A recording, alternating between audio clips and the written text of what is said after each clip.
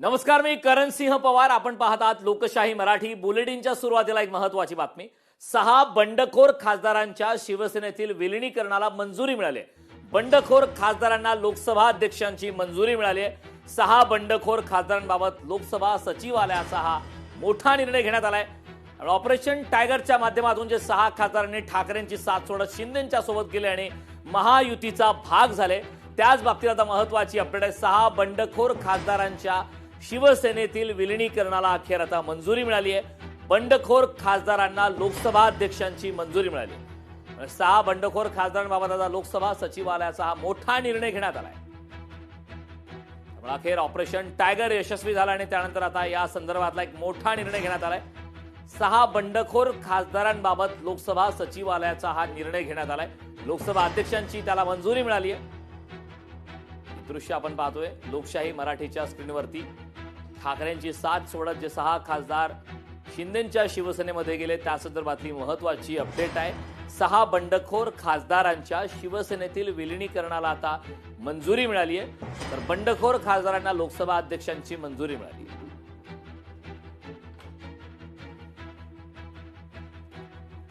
जो जुड़ के आए हैं हमारे साथ, हम तो किसको तोड़ने जाते नहीं, हम तोड़ने वाले नहीं, हम जोड़ने वाले हैं. और इसलिए जो सांसद 6 लोग आए हैं उनके चुनाव क्षेत्र में जनता को न्याय देने के लिए और जनता के प्रति जो उनकी जिम्मेदारी है उसको पूरा करने के लिए आए हैं. और निश्चित रूप से उनको पूरा साथ हम देंगे. उनके चुनाव क्षेत्र में पूरा काम भी होगा, विकास निधि भी मिलेगा और लोगों के सामने उनको फिर से हमने काम करके दिखाया है, ऐसी तरह जाने का मौका मिलेगा. सर, जो भी सांसद आए हैं या इसके पहले जो विधायक आए थे, सबने ये बात स्पष्ट रूप से कही थी कि विकास के लिए और विचारों के समर्थन में वो आ रहे हैं. लेकिन शिवसेना उबाठा की तरफ से बार बार ये बात कही जाती कि पैसा देके उनको लाया गया है. जैसे इस बार भी कहा गया, पहले 15 करोड़, फिर 50 करोड़, फिर 80 करोड़ तक की बात हुई. तो ये आरोप बार बार क्यों लगाए जाते हैं, क्या लगता है? देखिए, मैं एक ही बात कहता हूँ कि जो 20, 25, 30 लाख वोटरों में से चुनकर जाते हैं और उनको जो लोग चुनकर भेजते हैं उनकी एक जिम्मेदारी बन जाती है कि चुनाव क्षेत्र में काम हो. अभी आपको मैं बताऊं कि जितने भी 6 के 6 सांसद जो आए हैं उन्होंने व्यक्तिगत तौर पर खुद के स्वार्थ के लिए हमारी शिवसेना ज्वाइन नहीं की है. तो आपको लगेगा ये झूठ है. जो लोग आरोप करते हैं वो तो उनको पैसे के सिवा कुछ दिखता ही नहीं, क्योंकि वहां पर लेना बैंक है, देना बैंक नहीं है. और निश्चित रूप से मैं एक बात कहूंगा कि उनको व्यक्तिगत स्वार्थ के लिए वो लोग नहीं आए. उनको हम देंगे विकास निधि. खुद हम गृह मंत्री अमित भाई से भी उनकी मुलाकात करा की थी और यहाँ के जितने भी हमारे मंत्री हैं उनके विभाग के जो काम है उसको हम पूरा करेंगे. तो ये तो देखिए, ये तो हर कोई भी जाएगा तो पैसे लेके चले गया. जब उनके साथ रहता है तो अच्छा है, उनके साथ नहीं रहता है तो बेकार है. तो हजारों लाखों लोग क्यों छोड़ के जा रहे हैं, ये सोचने का काम किसका है? खुद के गिरेबान में झांक कर देखना चाहिए कि क्यों लोग जा रहे हैं, क्यों छोड़कर जा रहे हैं. आत्मचिंतन, आत्म परीक्षण करने की आवश्यकता है. कोई भी कार्यकर्ता हो, सांसद हो, विधायक हो, उसके साथ नगर सेवक हो, उसके साथ में पूरी ताकत से खड़े रहने का काम पार्टी के प्रमुख ने करना होता है, न कि उसको राम भरोसे छोड़ दिया जाए. तो लोग कैसे रहेंगे? तो पहले तो खुद सोचो कि ये लोग क्यों जा रहे हैं, क्यों छोड़ के जा रहे हैं.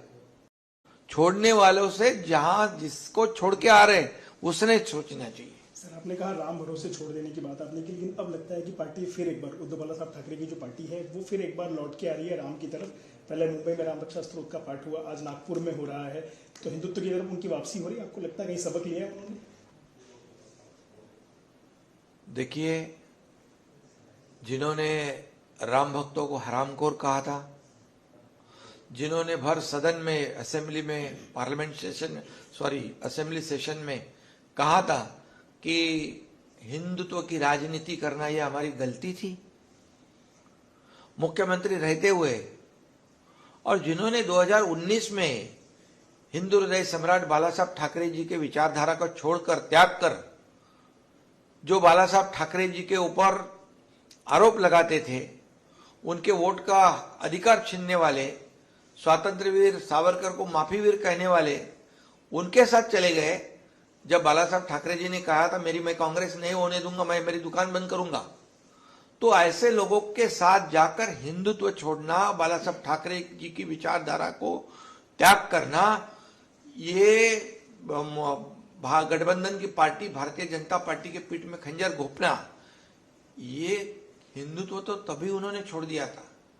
गर्व से कहो हम हिंदू है, बाला साहब ठाकरे जी ने कहा, पूरे देश ने उसको स्वीकारा, उसको तो भूल ही गए। अभी इतने सालों के बाद उनको याद आया, गर्व से कहो हम हिंदू है। क्या कोई टोपी डालता है गर्व से कहो हम हिंदू है, कोई दूसरे को टोपी डालता है? ये मजाक है। ये हिंदुत्व क्या टी शर्ट है, निकाला छोड़ा पकड़ा, ऐसा नहीं होता है। और अभी मैं ये भी कहूंगा, जब भगवान लगा घटने तब राम का नाम लगे रटने। अभी ऐसा नहीं होता है। राम रक्षा, किसकी रक्षा? खुद की पहले रक्षा करो। राम खुद समर्थ है। सर, आज राम रक्षा स्त्रोत का पठन उनकी तरफ से नागपुर में किया जा रहा है, जहां मुख्यमंत्री देवेंद्र फडणवीस को आमंत्रित किया गया था। आरएसएस सरसंघचालक को भी कहा गया कि अरे बाबा, राम ने, प्रभु रामचंद्र जी ने तो खुद के पिताजी के शब्द के लिए 14 साल का वनवास किया। इन्होंने तो पिताजी को भरे बारिश में छोड़कर चले गए और उनके विचार को त्याग दिया। तो कहां बराबरी कर रहे हैं? ये राम रक्षा खुद के पार्टी की रक्षा के लिए हो रही है, राम के लिए नहीं। और अभी उनको पता चला है जो राम का नहीं वो किसी काम का नहीं है, तब लगे राम का नाम रटने। अभी बताओ, अभी क्या पूछ रहे थे आप? मुख्यमंत्री को आमंत्रित किया उन्होंने, सरसंघचालक जी को आमंत्रित किया उन्होंने, तो इस तरह के जो आमंत्रण उन्होंने भेजे बाकी पार्टियों लोगों को, इसको किस तरीके देखता है? अरे बाबा, उन्होंने अपने गठबंधन के पार्टी को बुलाना चाहिए था, राहुल गांधी जी को बुलाना चाहिए था, सोनिया जी को बुलाना चाहिए था, अखिलेश जी को बुलाना चाहिए था।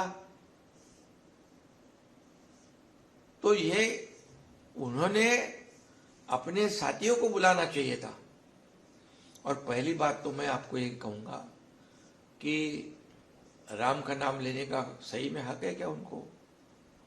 जब राम मंदिर की चेष्टा करते थे, मंदिर वही बनाएंगे, तारीख नहीं बताएंगे। प्रधानमंत्री जी ने तो राम मंदिर भी बना दिया, कश्मीर की धारा 370 भी हटा दिया, बाला साहब ठाकरे जी का सपना पूरा कर दिया। बाला साहब ठाकरे जी होते तो उनकी पीठ थपथपाते, उनको उनका गौरव करते, तो उनको तो ये तो गालियां दे रहे, मोदी जी को गालियां दे रहे, अमित भाई को गालियां दे रहे। ये कौन सी राजनीति है और ये कौन सा देश प्रेम है? आज मोदी जी के बारे में मैं कहूंगा कि एक देश के यशस्वी और सफल प्रधानमंत्री जो देश को आगे बढ़ा रहे, उसका कोई अभिमान इनको नहीं है। आज देश आगे बढ़ रहा है, पूरे 30, 35, 36 देशों ने उनको सर्वोच्च जो पुरस्कार जो है सम्मान दिया है। आज देश आगे बढ़ रहा है। हाइड्रोजन ट्रेन का शुभारंभ हो गया, कौन विक्रम एक जो रॉकेट का लॉन्चिंग हो गया। ये क्या है? तो जो कई लोग जाके प्रधानमंत्री जी के बारे में विदेश में जाके, राहुल गांधी विदेश में जाके उनकी बदनामी करते हैं, क्या ये पेट दर्द है? ये जो है ये देश प्रेम नहीं है, ये देशभक्ति नहीं है, ये तो देश के विरोधी लोग है। कैसा कहूं मैं?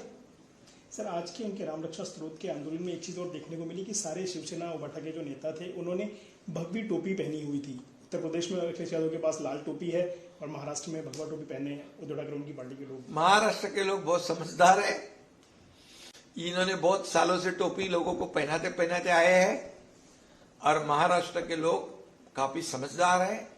मैं पहले ही कहा कि हिंदुत्व के विचारधारा को त्याग कर 2019 को एक कुर्सी हथिया ही इन्होंने। कुर्सी की लालच में बाला साहब ठाकरे जी के विचार छोड़कर, हिंदुत्व छोड़कर गए।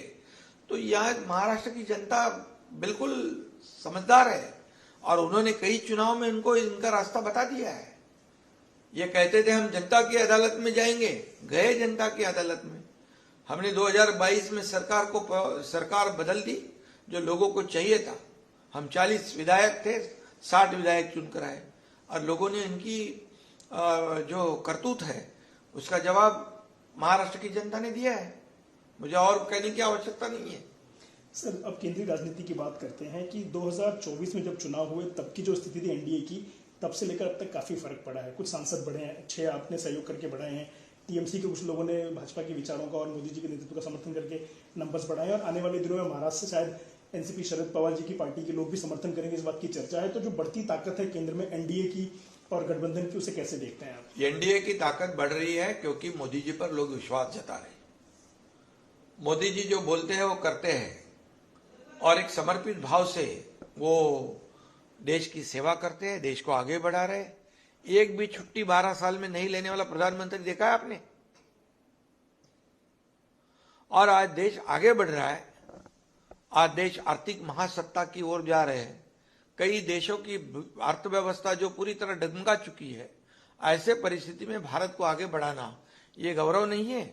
और इसलिए एनडीए मजबूत हो रहा है, और हमारा भी फर्ज है, हम एनडीए के घटक दल है, हमारी पुराना गठबंधन है, हम भी चाहते हैं एनडीए मजबूत हो, मोदी जी के हाथ मजबूत हो, और देश को इसी तरह आगे देश बढ़ते रहे। शरद पवार जी की पार्टी के कुछ सांसद भी समर्थन करेंगे केंद्र में भी, और कुछ विधायक यहाँ समर्थन करेंगे राज्य में भी। इस बात की चर्चा बहुत जोरों से चल रही है। कुछ नेता आपसे भी आकर के मिले थे एनसीपी शरद पवार गुट के। किस तरह की चर्चा हो रही है, और वो आते हैं तो कितना प्रभाव पड़ेगा राज्य में और केंद्र स्तर पर? देखिए, मैं तो ये कहूंगा कि महिला आरक्षण बिल जो पिछले समय में कई लोगों ने विरोध किया था, उसका जवाब पश्चिम बंगाल की जनता ने एकदम रोक ठोक दे दिया है। और अब कई लोग समझदारी से काम ले और महिला आरक्षण को सपोर्ट करें, तो उसका स्वागत ही होगा।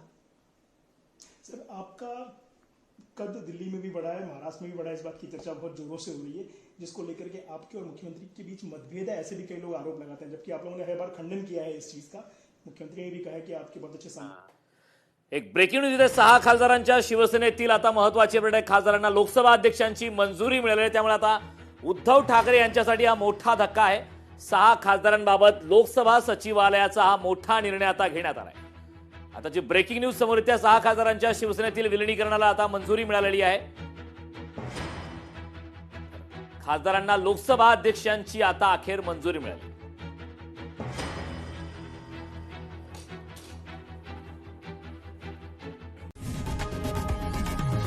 लोकशाही मराठी ऐका, पहा, जागरूक रहा।